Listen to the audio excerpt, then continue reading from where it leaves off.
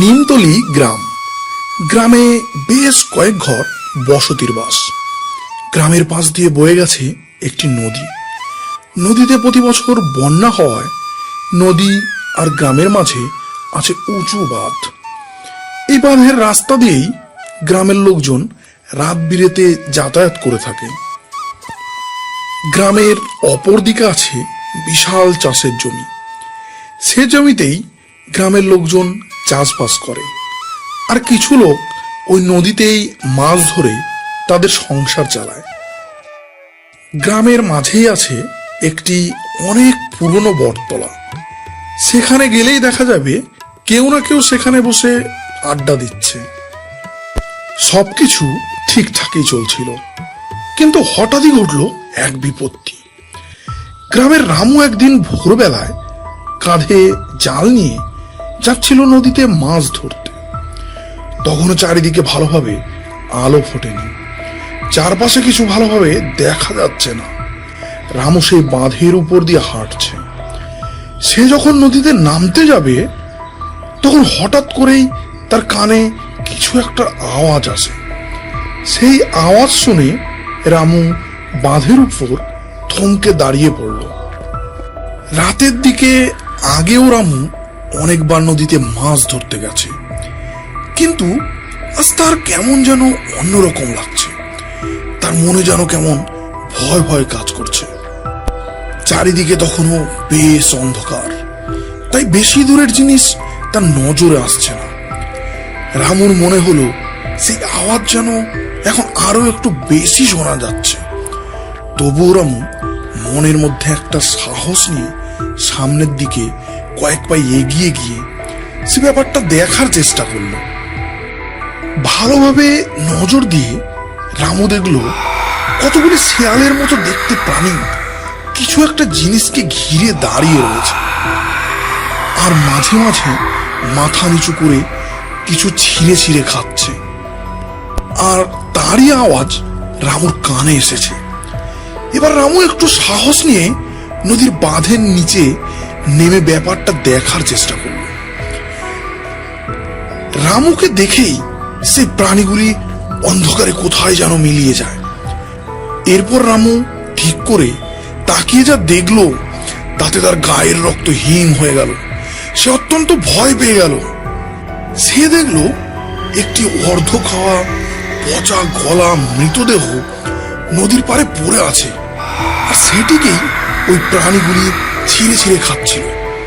তারই আওয়াজ রামুর কানে এসেছে। রামু পাড়ায় খবর দিতে সেখান থেকে এক দৌড়ে গ্রামে চলে যায়।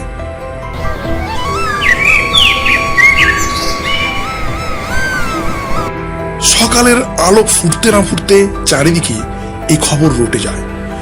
গ্রামবাসীরা এসে নদীর পাড়ে একে একে ভিড় করতে থাকে। কিন্তু একটা আশ্চর্যের বিষয়, ওই অর্ধখাওয়া মৃতদেহটি যে কার তা গ্রামের কেউই চিনতে পারল না। এরপর গ্রামের কয়েকজন ও পঞ্চায়েত মিলে ঠিক করলো মৃতদেহটিকে নিয়ে তারা গ্রামের নদীর পাড়ে যে শ্মশান আছে সেখানে পুড়িয়ে ফেলবে। কিন্তু ওরকম পচা গলা মৃতদেহ তো আর ধরে নিয়ে যাওয়া সম্ভব নয়, তাই মৃতদেহটির পায়ে দড়ি বেঁধে টানতে টানতে শ্মশানে নিয়ে যায় সবাই।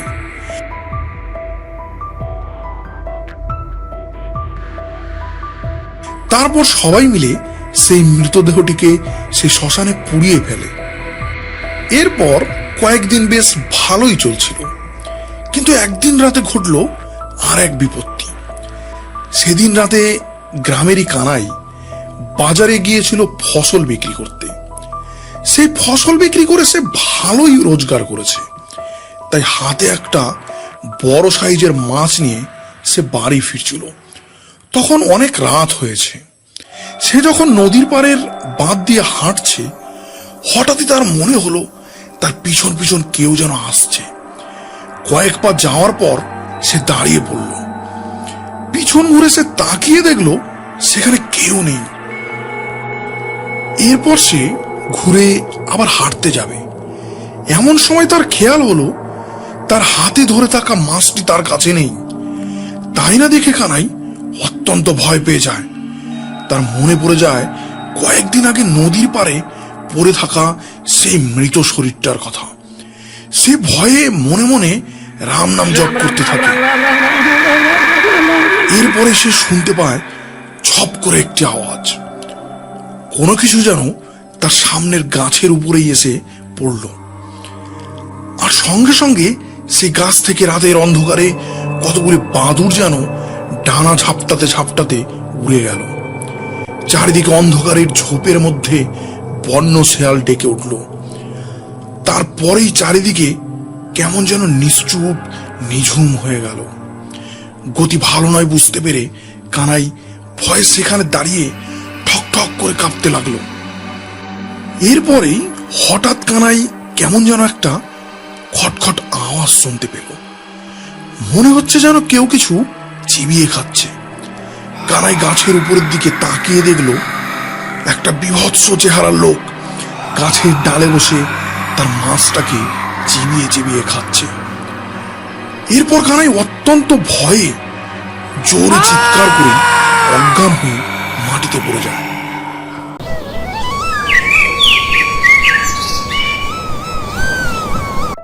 সকাল হলো, ধীরে ধীরে লোকজন কাজে বের হতে লাগলো। তারা খেয়াল করলো তাদের গ্রামের কানাইয়ের মৃতদেহটি নদীর পাড়ে বাঁধের পাশে পড়ে রয়েছে। তার চেহারা এমন হয়ে রয়েছে যে মৃত শরীরটাকে দেখলেই যে কেউ ভয়ে শিউরে উঠবে। পরপর এরকম দুটো ঘটনা ঘটায় গ্রামের সবাই অত্যন্ত ভয় পেয়ে যায়। কেউ আর ওই রাস্তা দিয়ে রাতে যাওয়া আসা করতে সাহস পায় না। সন্ধ্যা হলেই সবাই যে যার ঘরে ঢুকে যায়। সারা গ্রামে সন্ধ্যার পরেই নেমে আসে গাঢ় অন্ধকার। চারিদিকে ছেয়ে যায় নিস্তব্ধতায়। শুধু মাঝে মাঝে শোনা যায় কুকুরের ডাকের আওয়াজ। তবে এভাবে দুই একদিন যেতে না যেতেই শুরু হয় আর এক বিপত্তি। গভীর রাত হলেই কেউ যেন গ্রামের লোকের বাড়ির সামনে গিয়ে নাম ধরে ডাকতে থাকে।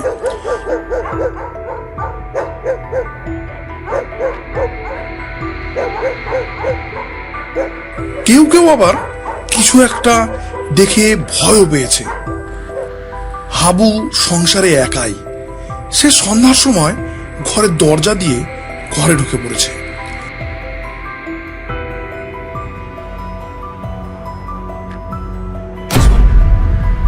রাত হলে হাবু গভীর ঘুমে আচ্ছন্ন হয়ে আছে।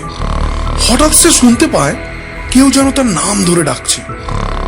হাবু, ও হাবু, বাড়িতে আছিস নাকি?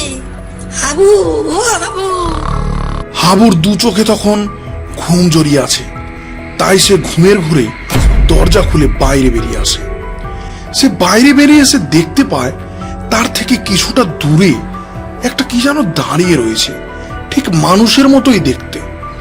অন্ধকারে ভালোভাবে বোঝা যাচ্ছে না, তাই হাবু বলে ওঠে, কে ওখানে? কি দরকার এত রাতে? হাবু, আমার খুব বিপদ, একটু সাহায্য করবি? এরপরে হাবু বাইরে বেরিয়ে আসে। অমনি সেই ছায়ামূর্তিটিও কিছুটা এগিয়ে যায়।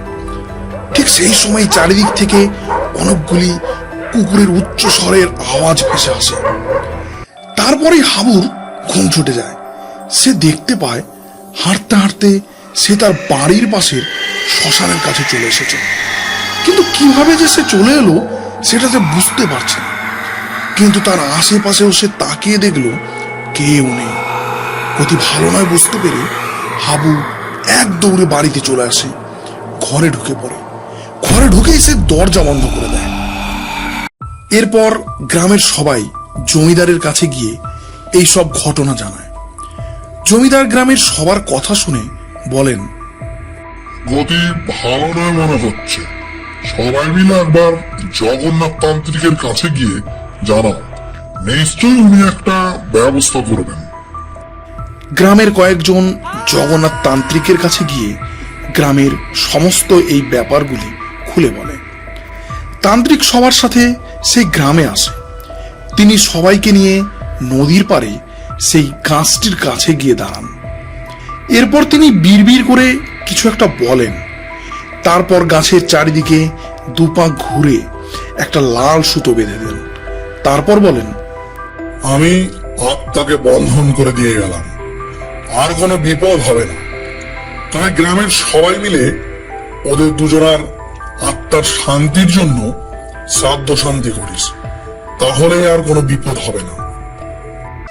এরপর গ্রামের লোকজন সেই মতো ব্যবস্থা করলে তারপর থেকে আর কোনো বিপদ হয়নি।